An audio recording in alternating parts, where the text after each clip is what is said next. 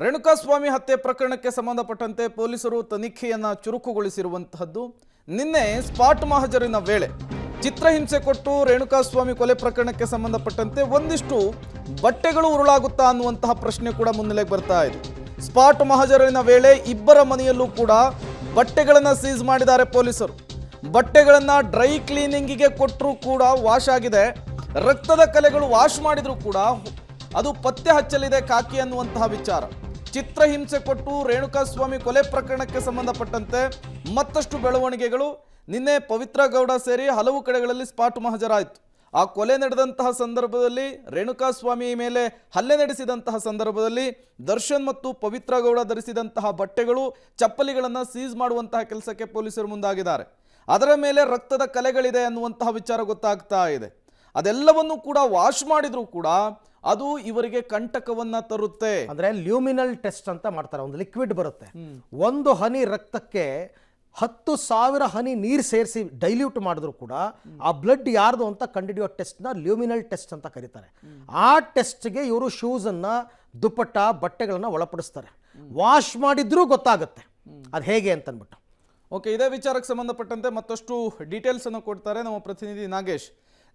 ಈ ಪ್ರಕರಣದಲ್ಲಿ ಬಟ್ಟೆಗಳು ಮತ್ತು ಅವರು ಧರಿಸಿದಂತಹ ಚಪ್ಪಲಿಗಳು ಯಾವ ರೀತಿ ಕಂಟಕವನ್ನು ಸೃಷ್ಟಿ ಮಾಡಬಹುದು, ಜೊತೆಗೆ ಇಷ್ಟು ದಿನಗಳ ಕಾಲ 10-15 ದಿನಗಳ ಕಾಲ ಅದವ್ರ ಮನೆಯಲ್ಲಿದೆ ಅಂದರೆ ಅಲ್ಲಿ ಸಾಕ್ಷ್ಯನಾಶವಾಗಿರುವಂತಹ ಸಾಧ್ಯತೆಗಳಿರಲ್ವಾ, ಹೇಗೆ ಅಂತ?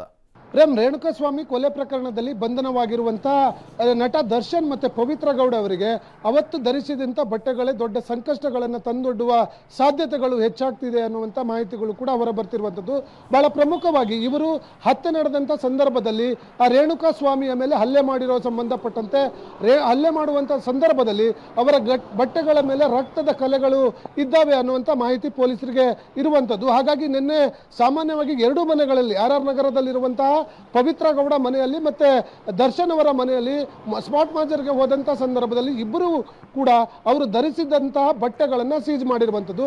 ಬಹಳ ಪ್ರಮುಖವಾಗಿ ಆ ವಿಡಿಯೋಗಳಲ್ಲಿರುವಂತಹ ಯಾವ ಬಣ್ಣದ ಬಟ್ಟೆಗಳನ್ನು ಧರಿಸಿದ್ರೋ ಅವೆರಡು ಬಣ್ಣದ ಬಟ್ಟೆಗಳನ್ನು ಕೂಡ ಅವರು ವಶಕ್ಕೆ ಪಡೆದುಕೊಂಡಿರುವಂಥದ್ದು. ಬಹಳ ಪ್ರಮುಖವಾಗಿ ಬಟ್ಟೆಯನ್ನು ವಶಕ್ಕೆ ಪಡೆಯೋದ್ರಿಂದ ಪೊಲೀಸರಿಗೆ ಏನು ಮಾಹಿತಿ ಸಿಗತ್ತೆ ಅನ್ನುವಂಥದ್ದು ಕೂಡ ಗೊತ್ತಾಗ್ತಾ ಹೋಗ್ತಿರುವಂಥದ್ದು. ಬಟ್ಟೆಗಳ ಮೇಲೆ ರಕ್ತದ ಕಲೆಗಳು ಒಮ್ಮೆ ಆದರೆ ಅದನ್ನು ಡ್ರೈ ಕ್ಲೀನಿಕ್ಗೆ ಕೊಟ್ಟು ಕ್ಲೀನ್ ಮಾಡಿಸಿದ್ರು ಕೂಡ ಅದು ಒಂದು ವೇಳೆ ಅಳಿಸಿ ಹೋಗಿದ್ರು ಕೂಡ ಅದನ್ನ ಪೊಲೀಸರು ಪತ್ತೆ ಹಚ್ಚುವ ಕೆಲಸವನ್ನು ಮಾಡ್ತಾರೆ. ಹಾಗಾಗಿ ಅದರಲ್ಲಿ ಒಮ್ಮೆ ರಕ್ತದ ಹನಿ ಅದರ ಮೇಲೆ ಬಟ್ಟೆಗಳ ಮೇಲೆ ಇದ್ರೆ ಅದನ್ನು ಯಾವುದೇ ಕಾರಣಕ್ಕೂ ಕೂಡ ಸಾಕ್ಷ್ಯನಾಶ ಮಾಡಲಿಕ್ಕೆ ಬರೋದಿಲ್ಲ.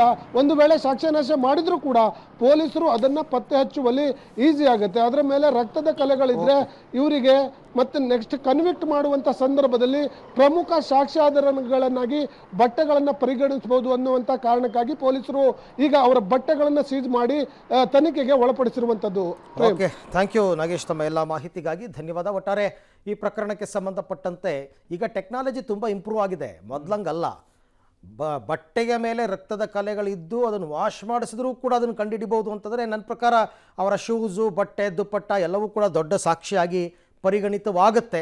ಈ ಅಡ್ವಾನ್ಸ್ ಟೆಕ್ನಾಲಜಿನಲ್ಲಿ ಅದನ್ನೆಲ್ಲ ಪತ್ತೆ ಹಚ್ಚಿ ಅವುಗಳನ್ನೇ ಸಾಕ್ಷಿಗಳನ್ನಾಗಿ ಮಾಡ್ತಾರೆ.